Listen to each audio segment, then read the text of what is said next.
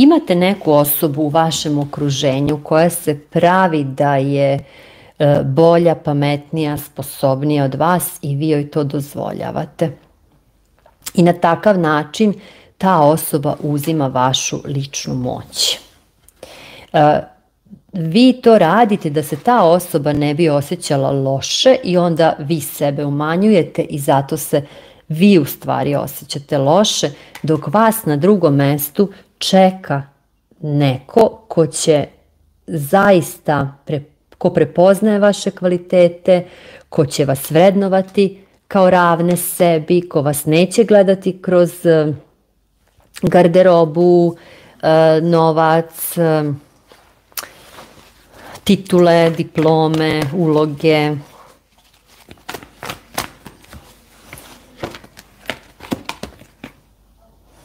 Dok god imate neku toksičnu priču koja vam stoji na putu, ovdje imate neku osobu koja kao da vidite napred, da ta osoba neka vam zaklanja sunce, zaklanja vam svetlo, to je ta osoba koja se tu nešto pojavljuje. Zaklanja vam put ka manifestaciji.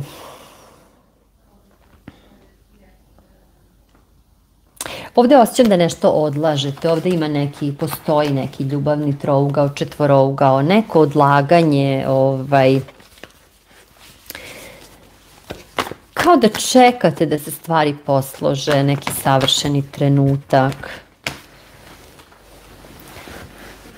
Pa se tu onda mešaju neki drugi ljudi, vi ste mi ovdje još čekanja, još gledanja, jednog dana ću ja to sebe staviti tamo pod reflektore, jednog dana. Nekako karte savjetuju da je vreme da vi počnete da čistite svoj život, da izbacite. Evo mi sad me grlena čakra onako steže me, znači vaša istina na videlo, ko ste i šta ste i nek se svi sklone jer niko nije vredniji od vas, niti ste vi vredniji od drugih, svi smo jednako vredni. Ali ovdje ima neko ko vas stalno umanjuje. I vi to nekako trpite i živite takav život i odlažete.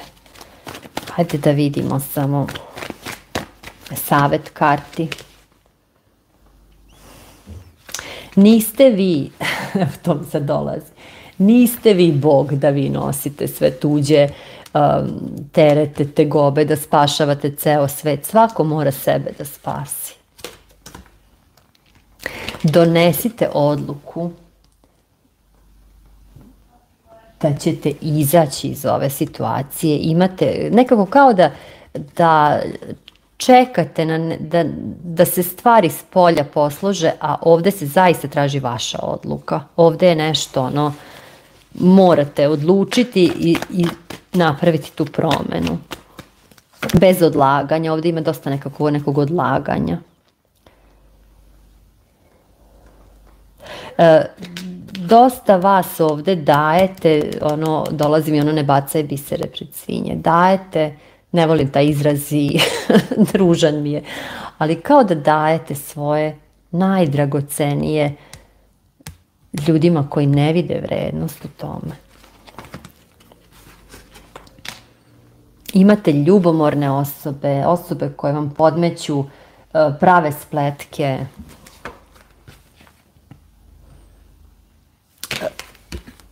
Sakrite, radite na projektima svojim, radite na svom projektu, radite na onome što će vas odvesti u vašu radost, ali nemojte o tome pričati ljudima. Jer imate neke ljubomorne osobe koje će koje vam ne žele da uspete, koje će vas sprečavati.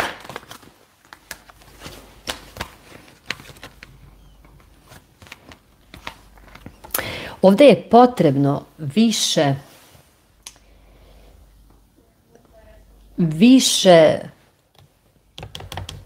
odlučnosti, više volje, više inata, više hoću, idem, zaslužujem, jesam, i umjesto da se osjećate svaki put tako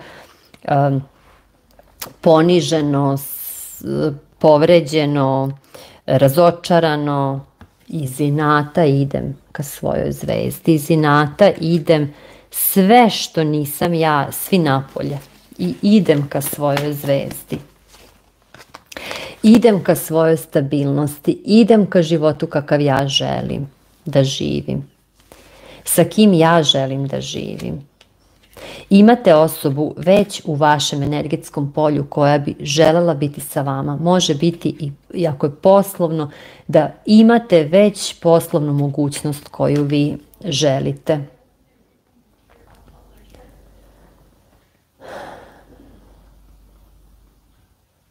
Tu gde ste nekako džabe, sve što proizvedete neka druga osoba uzme, neke tu zasluge. Što može biti i u braku, znači da vi radite ili u odnosu da druga osoba uzima te poene.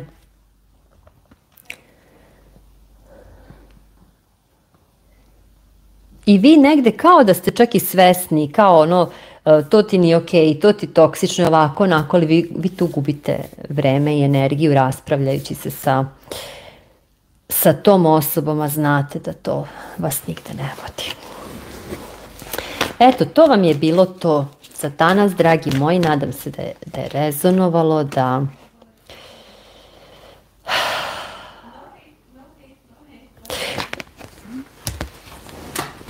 nekako imam osjećaj da sam vas ostavila u neku energiju, ono da nismo ništa rešili. Ali ne možemo rešiti dok god vi pristajete na neke ovde manipulacije, na neko nepoštovanje, da vas neko uzima kao rezervu, da vas nekako, kao da mi ostajete negde onako preveslani, izvozani, iskorišćeni,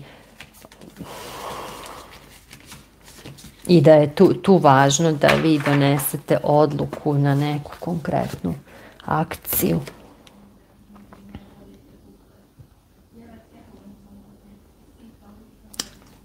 Ne treba vam druga osoba, kao